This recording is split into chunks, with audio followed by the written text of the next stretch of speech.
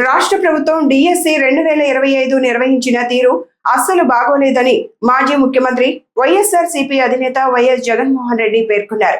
గుంటూరు జిల్లా తాడేపల్లిలోని వైఎస్ఆర్సీపీ కేంద్ర కార్యాలయంలో ఆయన ఈ రోజు మీడియాతో మాట్లాడుతూ 2025లో డిఎస్సి ప్రక్రియ గతంలో ఎన్నడూ జరగలేదని తెలిపారు.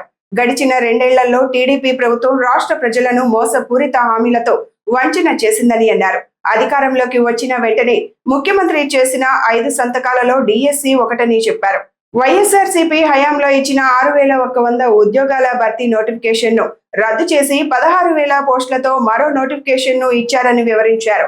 రాష్ట్ర ప్రభుత్వం నిరుద్యోగులను దగా చేసిందని ఆరోపించారు. డిఎస్సి డిస్ట్రిక్ట్ సెలక్షన్ కమిటీకి సంబంధించి కొన్ని లక్షల మంది ఉద్యోగాలు రాస్తారు టీచర్ ఉద్యోగం పోస్టుల కోసం అని చెప్పి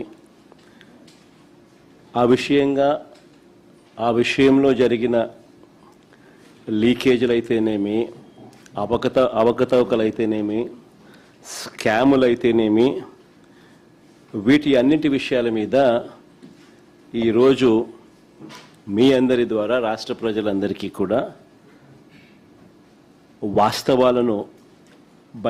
వాస్తవాలను చూపించే కార్యక్రమం ఈ ప్రెస్ మీట్ ద్వారా ఈరోజు చేయబోతున్నాం. నిజంగా డిఎస్సి పరీక్షలు డిఎస్సి పరీక్షల్లో వీళ్ళు కండక్ట్ చేసిన విధానం చూస్తే నిజంగా చాలా షాకింగ్గా ఉంటుంది. అసలు అలార్మింగ్ లెవెల్స్లోకి షాక్ అనేది పోతుంది. లక్షల మంది క్యాండిడేట్లు పెట్టుకున్న నమ్మకాన్ని చంద్రబాబు నాయుడు గారు వమ్ము చేస్తూ, స్కాములు చేస్తూ ప్రతిభావంతుల జీవితాలను దారుణంగా దెబ్బతీసిన పరిస్థితులు ఈరోజు రాష్ట్రంలో చూస్తూ ఉన్నాం.